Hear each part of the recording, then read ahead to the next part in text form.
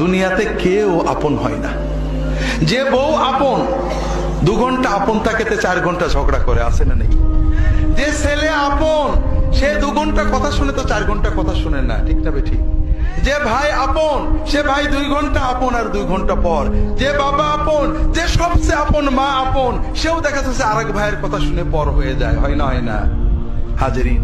দুনিয়াতে কেউ 16 আনা আপন হয় না।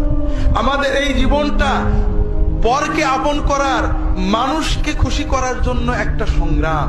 ছোটবেলায় বাবা মাকে খুশি করার চেষ্টা করেছি, পারিনি, কত মারছে, ঠিক না বেঠিক? বড় হয়ে বান্ধবীদের বন্ধুদের খুশি করার চেষ্টা করছি, থাকেনি, ঠিক না বেঠিক? বিয়ে করে বউকে স্বামীকে খুশি করার চেষ্টা করেছি, 16 আনা কখনোই হয়নি। একজনই আছেন যাকে আপন করলে তিনি কখনো পর হন না। তিনি কে? আল্লাহকে আপন করতে পারলে সব সময় আল্লাহকে সাথে পাবে।